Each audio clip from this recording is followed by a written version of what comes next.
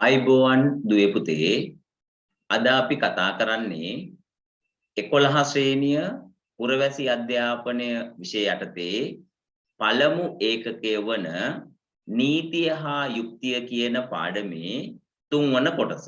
එහෙම නැත්නම් අවසාන කොටස. ඒ තමයි ආරවුල් විසඳීමේ විකල්ප ක්‍රම හා නීතියේ ආධිපත්‍ය. ආරවුල් විසඳීමේ විකල්ප ක්‍රම හා නීතියේ ආධිපත්‍ය. බැලූ බැල්මට ඔබට පේනවා පුතේ මේ තුන්වෙනි කොටසෙන්. එහෙම නැත්නම් අවසාන කොටසෙත් කොටස් දෙකක් තියෙනවා වගේ. ඔව්. ආරවුල් විසඳීමේ විකල්ප ක්‍රම ඊට අමතරව නීතියේ ආධිපත්‍ය. හොඳයි අපි මේන් මුලින්ම සලකා බලමු ආරවුල් විසඳීමේ විකල්ප ක්‍රම ගැන. ඔබ දන්නවා ආදරණීය දුවේ පුතේ ආරවුලක් ගැටුමක් එහෙම නැත්නම් රණ්ඩුවක් සිද්ධ වුණාම මේ ආරවුල මේ ගැටුම විසඳා ගන්න තියෙන හොඳම මාර්ගය තමයි අධිකරණයේ ඉදිරියට යන්න. අධිකරණයේ ඉදිරියට යන්න. ඔව් ඒක ඇත්ත. ඒ වුණාට අධිකරණය ඉදිරියට නොයා ඕනෑම ගැටුමක් ආරවුලක් විසඳා ගන්න පුළුවන් තවත් ක්‍රම තියෙනවා. මේවටත් නීතිමය ප්‍රතිපාදන තියෙනවා.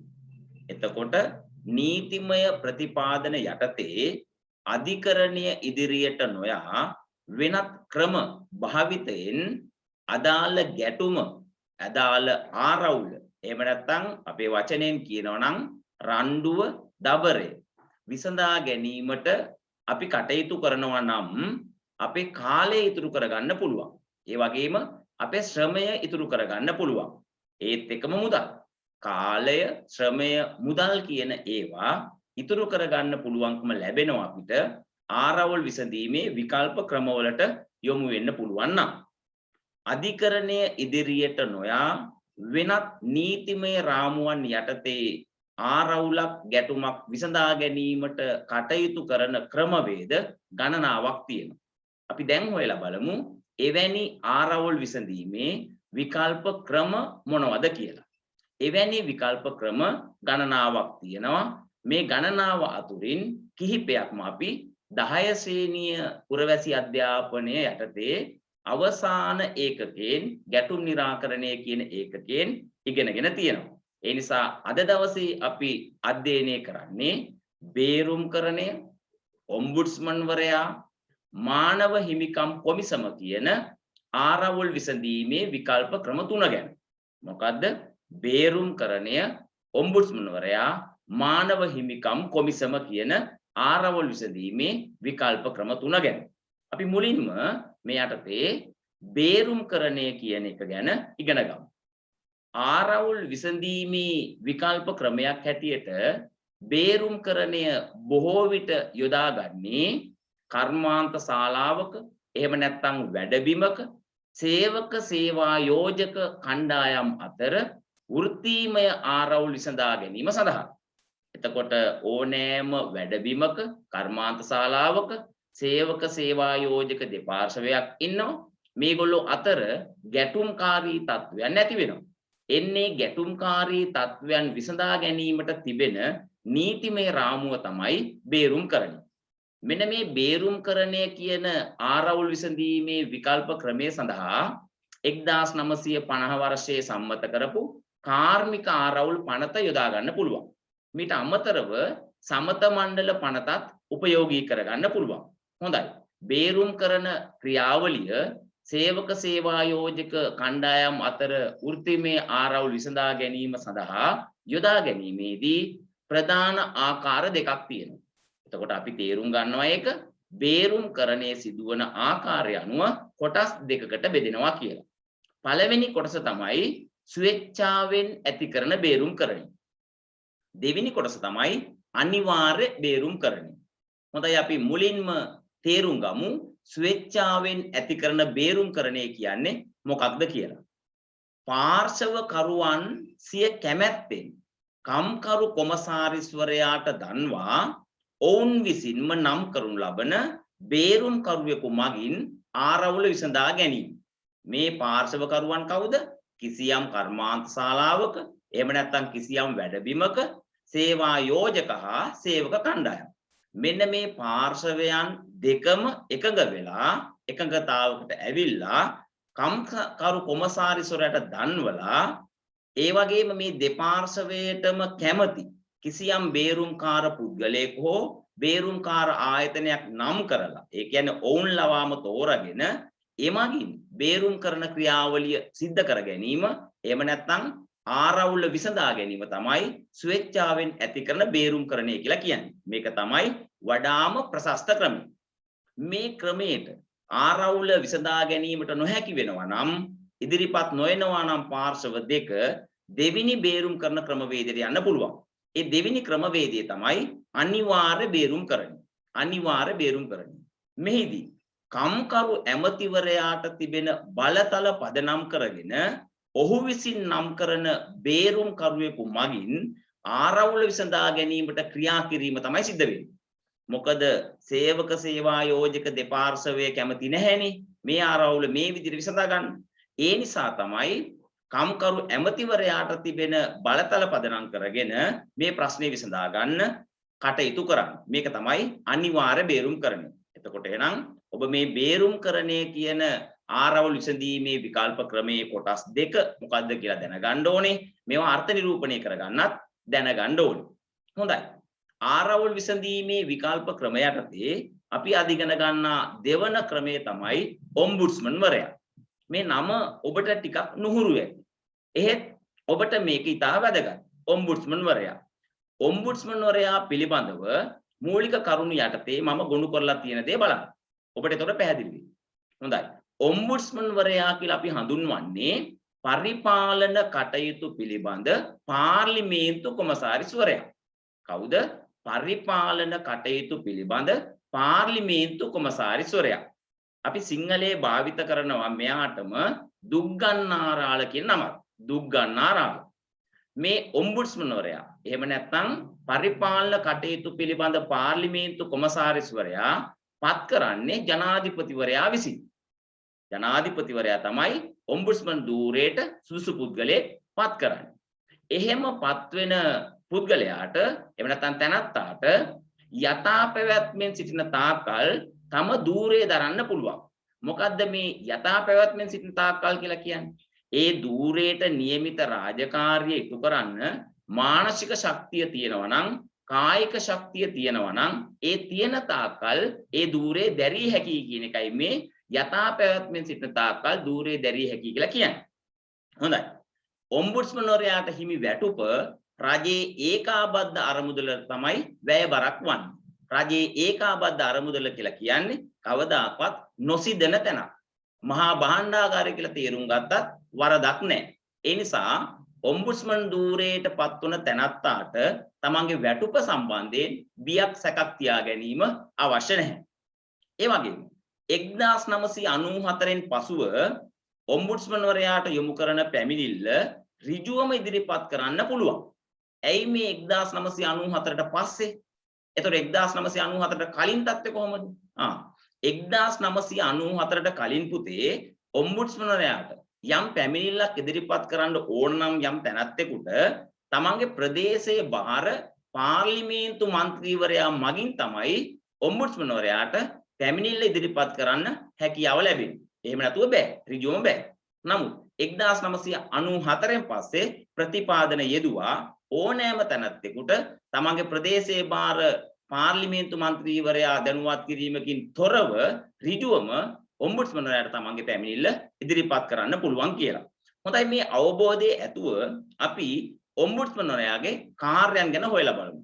එතකොට තමයි ඔබට තේරෙන්නේ ආරවුල් විසඳීමේ විකල්ප ක්‍රමයක් හැටියට ඔම්බුඩ්ස්මන් වරයා කියන පුද්ගලයා තැනැත්තා එහෙම නැත්නම් ආයතනය කොයිතරම් වැදගත්ද කියලා. අපි ඒක තේරුම් ගන්න මෙහෙම.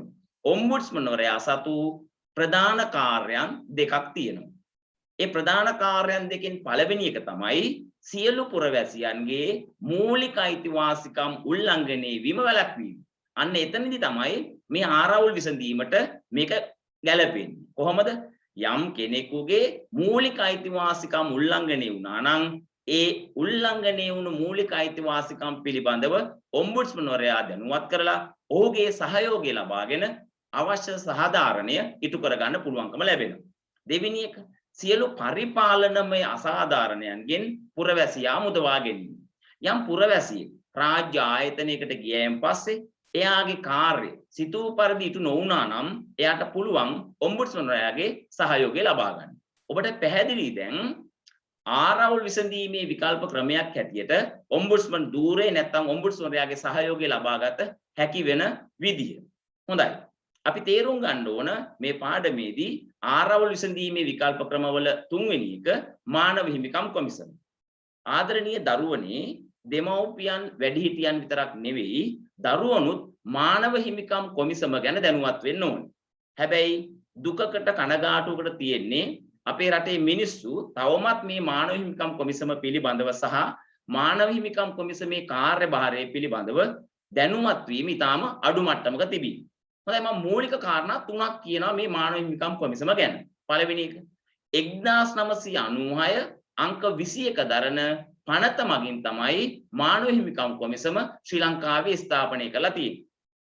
ඒ වගේම මානව හිමිකම් කොමිසමේ සමාජිකයන් 20 දෙනෙක් ඉන්නවා. ජනාධිපතිවරයා විසින් තමයි මානව හිමිකම් කොමිසමට සමාජිකයන් පත් කරන්නේ. එතකොට ජනාධිපතිවරයා රාජ්‍ය නායකයා හැටියට සිද්ධ කරන මේ පත්කිරීම කොයිතරම් ස්වාධීනද කියන එක ඔබට පැහැදිලිද? ඔව්. දැන් අපි තේරුම් ගමු මානව හිමිකම් සතු කාර්යයන් මොනවද කියලා. මෙන්න මේ මානව හිමිකම් සතු කාර්යයන් අධ්‍යයනය කරද්දී තමයි ඔබට පැහැදිලි වෙන්නේ මේකත් ආරවුල් විසඳා ගැනීම සඳහා තියෙන සුදුසු ක්‍රමයක් නැත්නම් විකල්ප ක්‍රමයක් කියලා. මානව හිමිකම් පිළිබඳව මහ ජනතාව දැනුවත් කිරීම. මානව හිමිකම් කොමිසම විසින් තමයි මේ කාර්ය කරන්න ඕනේ. මම මුලින් කිව්වනේ අපේ රටේ බොහෝ දෙනෙක් මානව හිමිකම් පිළිබඳව නැත්නම් මානව හිමිකම් කොමිසම පිළිබඳව දැනුවත් නැහැ. ඒ වගේම මානව හිමිකම් පිළිබඳවත් දැනුවත් නැහැ. ඒ නිසා මානව හිමිකම් කොමිසම තමයි මේ බාර දූර වගකීම ඉටු කරන්නේ. දෙවෙනි එක මූලික අයිතිවාසිකම් සම්බන්ධව ආණ්ඩුවට උපදෙස් දීම. අපිට කලිනුත් හම්බුණා පුතේ මූලික අයිතිවාසිකම් කියන වචනේ. මූලික අයිතිවාසිකම් කියලා කියන්නේ කිසියම් රටක් තමන්ගේ රටේ තියෙන ආණ්ඩු ක්‍රම ව්‍යවස්ථාවෙන් තහවුරු කරලා තියෙන අයිතිවාසිකම් වලට. මේක ඇමරිකා එක්සත් ජනපදයේ මූලික අයිතිවාසිකම් වෙනස් වෙන්න පුළුවන්. ශ්‍රී ලංකාවේ මූලික අයිතිවාසිකම් වෙනස් වෙන්න පුළුවන්. ශ්‍රී ලංකාවේ දැන්ට ක්‍රියාත්මක වෙන 1978 දෙවන ජනරජ ආණ්ඩුක්‍රම ව්‍යවස්ථාව මෙන්න මේ 1978 දෙවන ජනරජ ආණ්ඩුක්‍රම ව්‍යවස්ථාවෙන් තහවුරු කරලා තියෙන අයිතිවාසිකම් තමයි ශ්‍රී ලාංකිකයින්ගේ මූලික අයිතිවාසිකම් වෙන්නේ. මෙන්න මේ මූලික අයිතිවාසිකම් සම්බන්ධයෙන් ආණ්ඩුවට උපදෙස් දීමත් මානව හිමිකම් කොමිසම සතු ප්‍රධාන කාර්යයක් වෙනවා. ඊළඟට මානව හිමිකම් උල්ලංඝනය වීම පිළිබඳ පැමිණිලි විභාග කිරීම හා විසඳුම් ලබා දීම අතිශය වැදගත්. මේ අපි කතා කරන කොටසෙදි අපි කතා කරන කොටස මොකද්ද? ආරවුල් විසඳීමේ විකල්ප ක්‍රම. ආරවුලක් විසඳා ගැනීම සඳහා තියෙන හොඳ ක්‍රමවේදයක් තමයි මානව හිමිකම් කොමිසම. මානව හිමිකම් කොමිසමට එන පැමිණිලි විභාග කිරීම සහ විසඳුම් ලබා දීම ඔවුන් විසින් සිදු කරනවා. ඒ වගේම මානව හිමිකම් කොමිසම සතු ප්‍රධාන කාර්යයන් වල තව එකක් තියෙනවා ජාත්‍යන්තර මානව හිමිකම් නියම වලට අනුව ජාතික නීති හා පරිපාලන පිළිවෙත් සැකසීමට ආණ්ඩුවට උපදෙස් දීම. මේක පුතේ සරලව මෙහෙම තේරුම් ගමු. ජාත්‍යන්තර වශයෙන් එහෙම නැත්නම් ලෝකගත සමාජයේ විවිධ රාජ්‍ය සංවිධාන තියෙනවා. ඒ වගේම විවිධ රාජ්‍ය නොවන සංවිධාන තියෙනවා. තව අපි දන්නවා බහුජාතික සමාගම් තියෙනවා, කීර්තිමත් පුද්ගලයෝ ඉන්නවා. මෙන්න මේ ක්‍රියාදරයෝ එකතු වෙලා මානව හිමිකම් සම්බන්ධයෙන් විවිධ සමුළු පවත්වනවා. විවිධ තීන්දුව తీරන ගන්නවා. විවිධ අර්ථ නිරූපණ ලබා දෙනවා. මානව හිමිකම් සම්බන්ධව, අපරාධ සම්බන්ධව එන්නේ ඒවා පිළිබඳව ආණ්ඩුව දැනුවත් කරලා ජාතික නීති පද්ධතියට මේව ඇතුළත් කරන්න සහ පරිපාලන පිළිවෙත් අපි තේරුම් ගමු රාජ්‍ය ප්‍රතිපත්ති කියලා. රාජ්‍ය ප්‍රතිපත්ති සම්පාදනය සම්බන්ධව ආණ්ඩුවට උපදෙස් ලබා දීමත් මානව හිමිකම් කොමිසම විසින් සිද්ධ කරනවා. හොඳයි. ඒ අපි කතා කරේ ආරවුල් විසඳීමේ විකල්ප ක්‍රම තුනක් ගැන. මේ ඒකකයේ තව කොටසක් තියෙනවා අධිකරණයේ ස්වාධීනත්වය සඳහා ශ්‍රී ලංකාව ගෙන ඇති විධිවිධාන. අපි තා අතිශය වැදගත් කොට සලකන්න ඕනේ මෙන්න මේ තේමාව. අධිකරණයේ ස්වාධීනත්වය සඳහා ශ්‍රී ලංකාව ගෙන ඇති විධිවිධාන. මම මුලිනුත් කිව්වා ශ්‍රී ලංකාවේ වර්තමානයේ ක්‍රියාත්මක වෙන්නේ 1978 දෙවන ජනරජ ආණ්ඩුක්‍රම ව්‍යවස්ථාව. මෙන්න මේ ආණ්ඩුක්‍රම ව්‍යවස්ථාවෙන් විවස්ථාදායකයේ වෙච්ච පාර්ලිමේන්තුව, විධායකයේ වෙච්ච ජනාධිපති අගමැති ඇතුළු කැබිනට් මණ්ඩලය මෙන්න මේ දේශපාලනික ආයතන දෙකින් හැකිතාක් ඈත් කරලා තියන්න අධිකරණය බොහෝ කටයුතු විධිවිධාන යොදලා තියෙනවා. අපිව මෙන්න මෙහෙම තේරුම් ගමු. විනිසුරුවන් පත් කරන ආකාරය. මේක තමයි ශීර්ෂය පුතේ. විනිසුරුවන් පත් කරන ආකාරය තුලිනුත් අධිකරණයේ ස්වාධීනත්වය ආරක්ෂා කරලා තියෙනවා. මම මේ විදිහට පැහැදිලි කරන්නම්. ඔබට විනිසුරුවන් පත් කරන ආකාරය කිව්වම එකවර තේරෙන්නේ නැහැ. ඉහළ අධිකරණ වලට විනිසුරුවන් පත් කරන්නේ රටේ රාජ්‍ය නායකයා වන ජනාධිපතිවරයා විසින්. ජනාධිපතිවරයා විසින් කරන පත් කිරීම ඊටම අපක්ෂපාතීව සිදු වෙනවා කියලා ජනතාව විශ්වාස කරනවා. බොහෝ දුරට ජනාධිපතිවරයා විසින් ඉහළ අධිකරණ වලට විනිසුරුවන් පත් කරද්දී ඒ විනිසුරුවන්ගේ බුද්ධිමත් භාවය සහ ජ්‍යෙෂ්ඨත්වය සැලකිලට ගන්නවා. ඒ නිසා අපක්ෂපාතීව මේ කාර්යයන් සිද්ධ වෙනවා කියලා අපි විශ්වාස කරනවා. එතකොට එහෙම පත්වන විනිසුරුවන්ට තමන්ගේ හෘද සාක්ෂියට එකඟව සාක්ෂි සාධක පදනම් කරගෙන තීන්දුව తీර ලබා දීමේ හැකියාව තියෙනවා. අපිට පැහැදිලි විනිසුරුවන් පත් කරන ආකාරය කියන ශීර්ෂයෙන් අධිකරණයේ ස්වාධීනත්වය සලසන්න ශ්‍රී ලංකාවේ ක්‍රියාත්මක වන 1978 දෙවන ජනරාල් ආණ්ඩුක්‍රම ව්‍යවස්ථාවෙන් ප්‍රතිපාදන සපයලා තියෙනවා. දෙවෙනි එක විනිසුරුවන් ඉවත් කරන ආකාරය. විනිසුරුවන් ඉවත් කරන ආකාරය පුතේ ඊටාම අපහසුයි. ඊටාම දුෂ්කරයි. විනිසුරුවෙක් ඉවත් කරන්න ඕන නම් උත්තරීතර පාර්ලිමේන්තුවේ മന്ത്രിවරුන් 75 දෙනෙක්. ඒ කියන්නේ තුනෙන් එකක්. යෝජනාවක් ගෙන එන්න ඕනේ පාර්ලිමේන්තුව. ඒ යෝජනාව තුනෙන් දෙකකින් සම්මත වෙන්න ඕනේ. එහෙම වුණේන් පස්සේ තමයි ජනාධිපතිවරයා විසින් යම් විනිසුරුවරෙක් ධූරයෙන් ඉවත් කරන්නේ. මේක ඊටාම අපහසුයි. විනිසුරුවන් ඉවත් කරන්න පුළුවන්කම තියෙන්නේ පාර්ලිමේන්තුවේ අනුමැතිය ප්‍රකාරව ජනාධිපතිවරයාට. ඒ නිසා මේක සරල කාරණාවක් නොවනවා අපට පැහැදිලි. ඒ නිසාත් අධිකරණයේ ස්වාධීනත්වය ආරක්ෂා වෙනවා කියලා අපට කියන්න පුළුවන්. තුන්වෙනි එක විනිසුරුවන්ගේ වැටුප් ගෙවන ආකාරය. ඔබ දන්නවා ඉහළ අධිකරණ විනිසුරුවන්ගේ වැටුප් රජයේ ඒකාබද්ධ අරමුදලින් තමයි ගෙවන්නේ. මම කලිනුත් කිව්වා රජයේ ඒකාබද්ධ අරමුදල කියලා කියන්නේ කිසිදා නොසිදෙන තැනක්. ඒ නිසා විනිසුරුවන්ට කිසිදු බීතියක් සැකයක් තියාගන්න ඕනේ නැහැ තමන්ගේ වැටුප් සම්බන්ධව. අර කලින් කිව්වා වගේ හෘද සාක්ෂියට එකඟව ඒ වගේම සාක්ෂි සාධක තර්කානුකූලව පදනම් කරගෙන කටයුතු කරන්න පුළුවන් තීන්දුව తీර ලබා දෙන්න පුළුවන්. ඒ තුනනුත් අධිකරණයේ ස්වාධීනත්වය ආරක්ෂා වෙනවා. ඒ වගේම හතරවෙනි වෙනත් තනතුරු නොදැරීම. විනිසුරුවෙකුට වෙනත් ආයතනයක නීතිමය උපදෙස් ලබා දීමට හෝ වෙනත් ආයතනයක ව්‍යාපාරික කටයුතුවලට හෝ සම්බන්ධ වෙන්න පුළුවන් කමක් නැහැ. ඒක විවස්ථාමය ප්‍රතිපාදන වලින්ම තහනම් කරලා තියෙනවා. ඒකෙන් කියවෙන්නේ ඒ විනිසුරුවරයා කාටවත් යටත් වී යුතු නැහැ තමන්ගේ වැටුප් ලබා ගැනීමට සහ තමන්ගේ වරප්‍රසාද ලබා ගැනීම සඳහා. එතකොට එයා වෙනත් ආයතනයක සම්බන්ධ නොවන නිසා කාටවත් යටත් වී යුතු නැහැ කියන අදහසක් එනවා. ඊළඟ එක අනවශ්‍ය මැදිහත් වීම සහ පරිපාලන සීමා කිරීම නොකිරීම.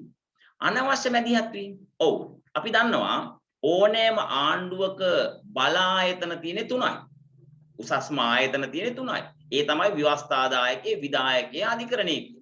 මෙන්න මේ ආයතන තුනෙන් අධිකරණයේ කියන ආයතනේ හැකිතාක් ඈත් කරලා තියෙනවා ව්‍යවස්ථාදායකයේ සහ විධායකයේ සම්බන්ධතාව වලින්. එතකොට ව්‍යවස්ථාදායකයේ සහ විධායකයේ අධිකරණ කටයුතු වලට අතපොවන්නේ නැහැ, ඇඟිලි ගහන්නේ නැහැ කියලා අපි විශ්වාස කරනවා. ඒගොල්ලන්ට ඊට පල්ලෙහා තියෙන ආයතන වලට බලපෑම් කරන්න බැහැනේ. අධිකරණයට යම් බලපෑමක් එල්ලනවා නම් එල්ල වෙන්න ඕනේ ව්‍යවස්ථාදායකයන් සහ විධායකයන්. එතකොට මේ ආයතන දෙකින් හැකිතාක් ඈත් කරලා තිබ්බාම අධිකරණයේ ස්වාධීනත්වය ආරක්ෂා වෙනවා. ඊළඟ එක අධිකරණ සේවා කොමිසම ස්ථාපනය කිරීම. අපි දන්නවා විනිසුරුවන්ගේ කටයුතු සොයා බැලීම සඳහා අධිකරණ සේවා කොමිසමක් ස්ථාපනය කරලා තියෙනවා. එතකොට විනිසුරුවන්ට කිසි ප්‍රශ්නයක් නැහැ. තමන්ගේ හෘද සාක්ෂියට එකඟව සාක්ෂි සාධක පදනම් කරගෙන තමන්ගේ තීන්දුව తీර ලබා දීමේ හැකියාව තියෙනවා. ඒක තමයි අධිකරණයේ ස්වාධීනත්වය කියලා කියන්නේ. ඒතර ඔබට පැහැදිලි ඒ කාරණාව. දැන් අපි යනවා අපේ ප්‍රධාන ඒකකයේ දෙවෙනි කොටස නීතියේ ආධිපත්‍ය කියන එක තේරුම් ගන්න. මේ වචන දෙක බලන්න. නීතියේ ආධිපත්‍ය. දෙවෙනි වචනේ ආධිපත්‍ය. ඔබට පැහැදිලි.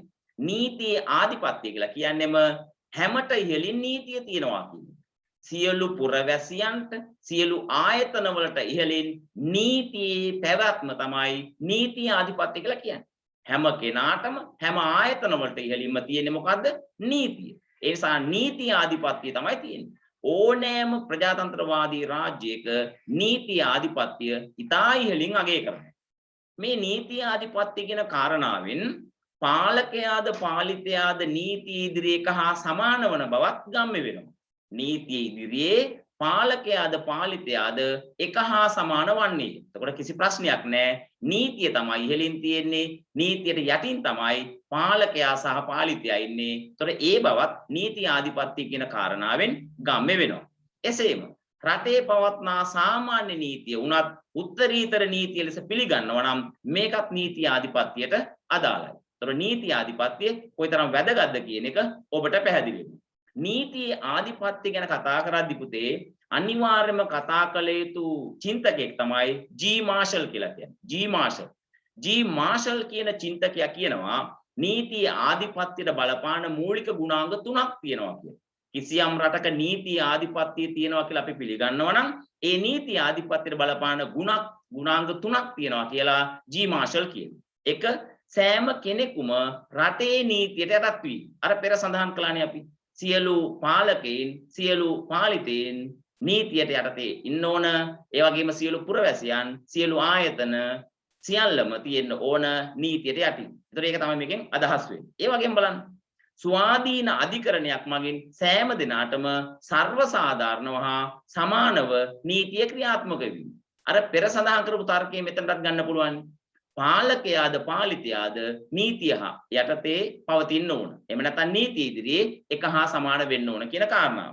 තුන්වෙනි එක අපක්ෂපාතී නිශ්චිත සාධාරණ හා යුක්තිසහගත පොදු නීති පද්ධතියක් පැවතීම. ඔව් ප්‍රජාතන්ත්‍රවාදී රාජ්‍යයන් වල අපක්ෂපාතී නිශ්චිත සාධාරණ හා යුක්තිසහගත පොදු නීති පද්ධතියක් පවතිනවා. ඒක තමයි ජී මාෂල් නීති ආධිපත්‍ය කියන කාරණාවෙන් ඉතා ඉහළින් අගය කරන්නේ. දැන් අපි දැනගන්න ඕනේ කිසියම් රාජ්‍යයක නීති ආධිපත්‍ය තියෙනවා නම් කිසියම් රාජ්‍යයක නීති ආධිපත්‍ය කියන එක තියෙනවා නම් ඒ රාජ්‍ය තුලින් විදහා දක්වන ලක්ෂණ මොනවද කියලා. නැත්නම් අපට පේන්න තියෙන ලක්ෂණ මොනවද කියලා. හොඳයි බලමු. එක ස්වාධීන අධිකරණ පද්ධතියක් පැවතීම. ඔව් ස්වාධීන අධිකරණ පද්ධතියක් නැත්නම් ඒ රටේ නීති ආධිපත්‍යයක් කොහෙන්ද? ස්වාධීන අධිකරණ පද්ධතියක් පැවතිය යුතුමයි. දෙක සෑම පුරවැසියෙකුටම නීතිය පිළිබඳව මනා අවබෝධයක් තිබීම. මේක ඉතා වැදගත්. රාජ්‍යයක ජීවත් වන සෑම පුරවැසියෙකුටම ඒ රාජ්‍ය තුල ක්‍රියාත්මක වන නෛතික යාන්ත්‍රණය පිළිබඳව අවබෝධයක් තියෙන්න ඕන. තුන නීතිය ඉදිරියේ සෑම දෙනාම සමාන පුද්ගලයන්සේ සැලකීම. ඔව් අපේ රටේ ඒක තියෙනවා. අපි කිව්වා. අර නැවතත් මම කිව්වොත් එහෙම පාලකයාද පාලිතයාද නීතිය ඉදිරියේ එක හා සමාන වන්නේ. මේ තර්කය ඔබට මෙතනටත් ගන්න පුළුවන්. ඊළඟ විනිසුරුවන්ට සිය තීන්දුව සඳහා බලපෑම් සිදු නොකිරීම. මම කිව්වා මුලිනුත් විනිසුරුවෙකුට බලපෑම් එල්ල වෙන්න පුළුවන් නම් එල්ල විය හැකි ඉහළම ස්ථාන තමයි ව්‍යවස්ථාදායකය සහ විධායකය. ඉතින් ව්‍යවස්ථාදායකය සහ විධායකය අධිකරණයට හැකිතාක් දුරස් කරලා තියෙන එකෙන් මෙන්න මේ කාරණාව සිද්ධ වෙනවා. ඒ කියන්නේ බලපෑම් එල්ල නොවී තියෙන. ඊළඟ එක සාධාරණව අප්‍රමාදීව යුක්තිය පහළවීම. ඊටාම වැදගත්. නීතියක් ඉටු කරද්දී එහෙම නැත්නම් යුක්තියක් ඉෂ්ට වෙද්දී සාධාරණ වෙන්න ඕන. ඒ වගේම මේක අප්‍රමාදීව වෙන්න ඕන. අනවශ්‍ය ප්‍රමාද වීම සිදු නොවෙන්න ඕන ඒ තුලින්. පැහැදිලි නේද? ඔව්. දැන් අපි කතා කරනවා ඒකෙම ඊළඟ කොටසට එනවා අප්‍රමාදීව හා අපක්ෂපාතීව යුක්තිය පසදලීමේ වැදගත්කම. මේ කාරණාව තේරුම් ගද්දී පුතේ අපිට තවත් අතුරු කාරණා දෙකක් කියන්න පුළුවන්. අප්‍රමාදීව හා අපක්ෂපාතීව යුක්තිය පසදලීමේ වැදගත්කම. වැදගත්කම තේරුම් ගන්න යද්දී අප්‍රමාදීව හා අපක්ෂපාතීව යුක්තිය පසදලීම සිද්ධ නොවුනොත් ඇතිවන අහිතකර තත්වයන් තේරෙන්නත් ඕන. අප්‍රමාදීව අපක්ෂපාතීව යුක්තිය පසදලීම සිද්ධ වුණොත් එහෙම ඇතිවන හිතකර තත්වයන් තේරුම් ගන්නත් අපිට පුළුවන්කම තියෙනවා. ඒක මම දක්වලා තියෙනවා. යුක්තිය පසදලීම අප්‍රමාදීව අපක්ෂපාතීව සිදු නොවීම නිසා ඇතිවන තත්වය ඒක අහිතකරයි. වැදගත්කම තේරුම් ගාදී දෙවෙනි කාරණාව තමයි යුක්තිය පසදලීම අප්‍රමාදීව අපක්ෂපාතීව සිදු වුණොත් එහෙම ඇතිවන තත්වයන් මොනවද කියන එක හිතකරයි. හොඳයි මේ යටතේ අපි කතා කරොත් එහෙම යුක්තිය පසදලීම අප්‍රමාදීව අපක්ෂපාතීව සිදු නොවීම නිසා ඇතිවන අහිතකර තත්වයන් මොනවද කියලා. ඒක ඔබටම තේරුම් ගන්න පුළුවන්. නීතිය වෙනුවත අවනීතිය ඉදිරියට ඒම අතිශය භයානකයි. රට තුල සිදුවන අපරාධ හා දූෂණ ක්‍රියා වර්ධනය වීම තාම භයානකයි. නීතිය පිළිබඳ ජනතා විශ්වාසය පළුදු වීම අතිශය සෝචනීයයි. යහපැවැත්ම බිඳ වැටීම ඕනෑම රටක යහපැවැත්ම තියෙන්න ඕන. මේක බිඳ වැටුණා කියන්නේ ඊටාම අපකීර්තිමත් තත්වයක්. ඊළඟ එක අධිකරණයේ ඇති ජනතා ගෞරවය හීන වීම. මේකත් ඊටාම භයානක තත්වයක්. හොඳයි. වැදගත්කම තේරුම් ගනිද්දී ඊටාම වැදගත් වෙනවා යුක්තිය වල්ලීම අප්‍රමාදීව හා අපක්ෂපාතීව සිදු වීම නිසා ඇතිවන හිතකර තත්වයන් තේරුම් ගැනීම. එක නීතිය හා අධිකරණයේ පිළිබඳ ජනතා විශ්වාසය තහවුරු වීම. රටක යුක්තිය වල්ලීමේ කාර්ය භාර වෙන අධිකරණයට මෙන්න මේ අධිකරණයේ පිළිබඳ විශ්වාසයක් ජනතාවට තිබිය යුතුමයි. දෙක රට තුල අපරාධ හා දූෂණ ක්‍රියා අවම වීම. තාම හොඳ තත්වයක්. යහපාලනය හා යහපැවැත්ම තහවුරු වීම සාමකාමී භාවයට හොඳම සංකේතයක්. ඉතා වැදගත්. සාධාරණ හා යුක්ති සහගත ජන සමාජයක් බිහිවීම. ඉතාම හොඳයි. අපි හැම කෙනෙක්ම උත්සාහ ගන්න ඕනේ එතනට යන්න. සාධාරණ හා යුක්ති සහගත සමාජයක් හදාගන්න. ඊළඟ රටේ නීති හා සාමය ආරක්ෂා වීම. රටේ නීති හා සාමය ආරක්ෂා වෙනවා නම් ඒ රට සාමකාමී රාජ්‍යයක්, ඒ වගේම සංවර්ධිත මට්ටමට ළඟා විය හැකි රාජ්‍යයක්. මේක අපි තේරුම් ගන්න ඕනේ. හොඳයි පුතේ. නීතිය හා යුක්තිය කියන පාඩමේ තුන්වන කොටස. එහෙම නැත්නම් අවසාන කොටස අපි හමාර කරලා තියෙනවා. ඒ නිසා මම විශ්වාස කරනවා 11 ශ්‍රේණියේ පළවෙනි ඒකකයේ වෙච්ච නීතිය හා යුක්තිය කියන පාඩම සම්පූර්ණයෙන්ම ඔබ දැනුවත් වුණා කියලා. ඒ නිසා හැම කෙනාටම සුබ පතමින් හැම කෙනාටම යහපත් පුරවැසියෙක් වෙන්න ආශිර්වාද කරමින් අද අපේ කතාව අපි අවසන් කරමු. හැම දිනාටම ආයුබෝවන්.